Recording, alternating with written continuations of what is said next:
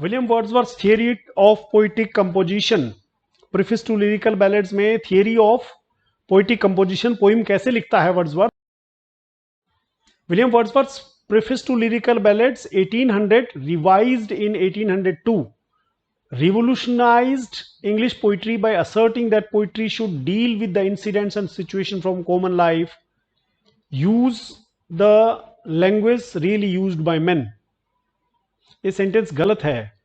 William Wordsworth preface to lyrical ballads revolutionized English poetry by asserting that poetry should deal with the incidents and situations from common life, full stop, यहां तक होना चाहिए। Wordsworth ने ये बड़ी बात कही थी कि poetry should deal with incidents and situations from common life, जो कि बिल्कुल अलग था नियो क्लासिकल एज से, और यही रोमांटिक पोइट्री की शुरुआत थी। Use of language really used by main, एक ऐसी पोइट्री जो असल में आदमी दुनिया यूज करती है। Defining such A poetry, Wordsworth says poetry is the spontaneous overflow of powerful feelings. It takes its origin from emotions recollected in tranquility. The emotion is contemplative, tranquility disappears, composition begins in a mood similar to that, it is carried on. सारा याद ना रहे तो पहले दो sentences, poetry spontaneous overflow of powerful feelings, semicolon, it takes its origin from emotions recollected in tranquility. इतना ही काफी है। According to Wordsworth, creation of poetry involves 4 distinct stages, 4 stages हैं, recollection, contemplation, recrudescence and composition। recollection में हम past की चीज को याद करते हैं, contemplation में उसके बारे में चिंतन करते हैं, recrudescence में वो फिल्टर होकर के सच्चाई बाकी रह जाती है और बाकी का झूठ भूल जाता है, कंपोजिशन उसके बाद पोएम लिखी जाती है। 4 स्टेज हैं। The poet experience is a powerful emotion while observing an object, character, situation. ये है सबसे पहली चीज जो ऑब्जर्व करेगा, उसके बाद जो स्टेप आएगा वो पहला स्टेप आएगा। ऑब्जर्व करना पहला स्टेप नहीं है, ऑब्जर्व तो सारी दुनिया करती है। Impression and the associated emotion are allowed to settle deep within the mind. अब वो इंप्रेशन और उसके साथ जो इमोशंस मन में पैदा हुए ऑब्जर्वेशन से, वो मन में पड़े रहते हैं। During the calm moment these emotions are recollected in tranquillity. Wordsworth की डेफिनेशन के हिसाब से शांत समय में उन इमोशंस को रिकलेक्ट किया जाता है शांति में, through contemplation. Emotions are revived, purified, और चिंतन करके उन इमोशन को रिवाइव किया जाता है, इमोशंस को रिवाइव किया जाता है, प्यूरिफाई किया जाता है, और the tranquillity slowly gives way to renewed emotional excitement which leads to actual composition. ये जो शब्द यूज किया है प्यूरिफाइड, ये है रिक्रूडेसेंस। प्यूरिफाई किया जाता है यानी फिल्टर किया जाता है, उसके बाद कंपोजिशन स्टार्ट होता है। एक एग्जाम्पल से मैं बताऊं, विलियम वर्ड्सवर्थ ने सोलिटरी रीपर के बारे में, सोलिटरी रीपर को देखा या उसके बारे में सुना और उससे या पढ़ा उसके बारे में फिर उसने रिकलेक्शन किया काफी टाइम बाद, फिर चिंतन किया।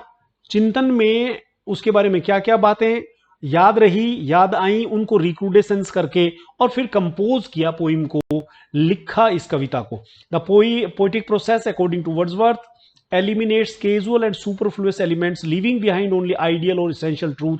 ये भी रिक्रूडेसेंस का पार्ट है कि कैजुअल और सुपरफ्लुअस एलिमेंट्स इसमें से भूल गए, बाकी रह गए, पीछे रह गए। In this way deeply personal emotions transform into universally resonant expressions. और उसने डीपली पर्सनल इमोशंस को पोइट्री में लिखा। This theory was followed quite closely by William Wordsworth in his own poetry. Wordsworth ने अपनी पोइट्री में इन सब चीजों को फॉलो किया है। हर पोइम उसकी 4 स्टेज में लिखी गई है। वो 4 स्टेज एक बार फिर से दिए हैं मैंने। और एक एग्जांपल देखें, I listened motionless and still, solitary reaper की लाइंस है। And as I mounted up the hill the music in my heart I bore long after it was heard no more. ये जो अंडरलाइन किया हुआ part है, ये सारे past tense को दिखाता है, जो कि ये बताता है कि रिकलेक्शन किया जा रहा है।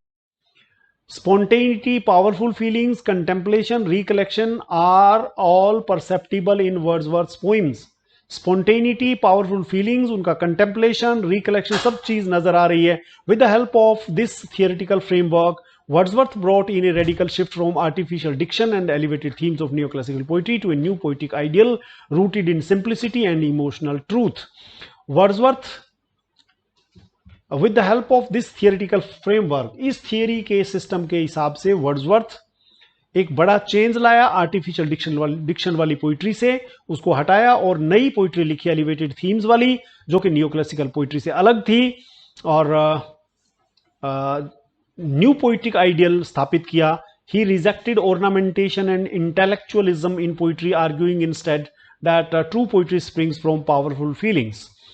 उसने पोइट्री के अंदर inane phraseology, artificial poetic diction रूपी ऑर्नामेंट को अवॉइड किया, इंटेलेक्चुअलिज्म को भी अवॉइड किया, क्योंकि सिर्फ जो है राज दरबारी, राजा के दरबार में रहने वाले या इंटेलेक्चुअल्स के बारे में पोइट्री लिखी जाए, ये उचित नहीं समझा वर्ड्सवर्थ ने, और वो पोइट्री को पावरफुल फीलिंग्स वाली चीज जो किसी भी व्यक्ति के हो सकते हैं, ऑर्डिनरी आदमी के हो सकते हैं, उस फील्ड पर लेकर के आया. Wordsworth most revolutionary idea was his insistence on choosing themes from ordinary lives of rural people. देखिए, आप कुछ भी लिख रहे हैं उसमें ये बातें लिखना बहुत जरूरी है. वर्ड्सवर्थ के इस वर्क के ऊपर अगर प्रश्न पेपर में आपके पास आता है तो आपको जरूर लिखना चाहिए कि वो ऑर्डिनरी लाइव्स के बारे में लिख रहा था, वो पोइट्री को ड्राइंग रूम से निकाल करके ऑर्डिनरी फील्ड्स में ले आया था, नेचर के बारे में लिख रहा था, फ्रीडम के बारे में लिख रहा था, सोसाइटी के बारे में लिख रहा था, आम आदमी के बारे में लिख रहा था. This move from aristocratic to rustic subjects made poetry more inclusive, relevant to common humanity. और इसके बाद पोइट्री आम आदमी के लिए ज्यादा रेलेवेंट हो गई थी. Equally important was demand for poetic language. Poetic language really used by men, ऐसी language. He opposed inflated diction of past, claiming that, उसने वर्ड्सवर्थ की अपनी भाषा में ये बहुत सुंदर सेंटेंस है, there neither is nor can be any essential difference between the language of prose and metrical composition. Prose और पोइट्री की भाषा में ना अंतर है और ना अंतर हो सकता है.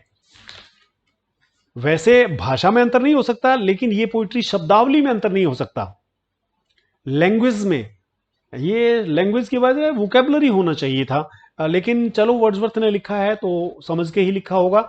तो कंपोजिशन जो होता है, मीट्रिकल कंपोजिशन का मतलब पोइट्री है, पोइट्री की लैंग्वेज प्रोज की लैंग्वेज से अलग नहीं होती है. यह है कि रिदमिक मीटर में जरूर लिखी होती है. The idea democratised poetry, making it more accessible and authentic. Moreover, Wordsworth envisioned the poet not as a remote genius but as a man speaking to men, possessing heightened sensibility and imagination, yet grounded enough to communicate deep insights in ordinary language. Wordsworth ने ये imagine किया not as a remote genius but as a man speaking, के वो एक आदमी है जो आदमियों से बात कर रहा है और ऐसी पोइट्री होनी चाहिए. वो ऑर्डिनरी लैंग्वेज में बहुत कुछ डीप कम्युनिकेट करना चाहता था. For him poetry was a moral and emotional bridge connecting individuals, nature and society. Essence की बात करें, क्रक्स की बात करें, कंक्लूजन की बात करें, थियरी, वर्ड्सवर्थ की थियरी ने क्लासिकल कन्वेंशंस को रिजेक्ट किया. Emotional sincerity, natural subjects, plain language, laying groundwork for romanticism, transforming poetry into democratic and human art form.